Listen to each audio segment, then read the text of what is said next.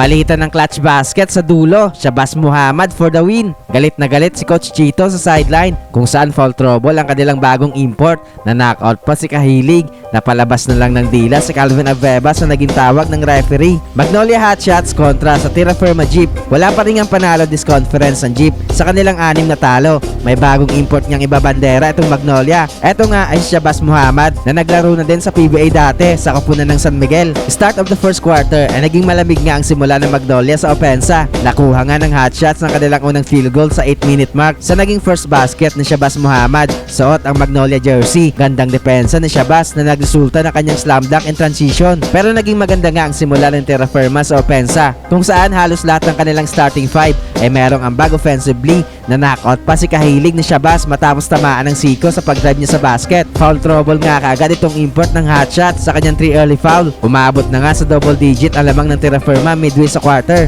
Hindi makapaniwala at napalabas na lang ng dila si Calvin Aveva matapos siyang tawagan ng foul sa pag-extend niya ng kanyang elbow kay Hernandez. Nagkaroon nga ng countera ng Magnolia sa late minutes kung saan naging agresibo si Calvin Aveva. Baba sa tatlong lamang ng Jeep, 20-17 end of first quarter. Second quarter ay paunti-unti nang napapasok ng hotshots sa kanilang mga tira sa early minutes. Step up nga sa kanilang opensa sa Xavier Lucero. Pero bigla nga ulit nagkaroon ng small run ang Jeep sa halfway mark kung saan patuloy ang pagkana sa opensa ni Hester. Naging maganda din nga ang kanilang outside shooting pero nagkakaroon din naman nga kaagad ng counter ang Magnolia kung saan palitan na ng basket sa late minutes. Nakuha naman ni Ahan Misa ang unang 4-point shot sa laro. Lamang lang ng 4 points ang Magnolia, 48-44 end of first half. Third quarter ay naging maganda ang simula ng Magnolia sa opensa kung saan naging agresibo agad offensively si Shabazz Muhammad. Buhat na buhat naman ni Hester ang opensa ng Tira Firma sa early minutes. Galit na galit naman si Coach Chito matapos hindi maging successful ang kanyang challenge sa naging foul ni Shabazz. Nilabas nga muna ulit sa laro ang import ng Magnolia matapos niyang makuha ang kanyang ika-4 na foul. Halfway ay palitan na ulit ng baskets ng both teams kung saan madalas magpalitan ng lamang at magtabla ang score.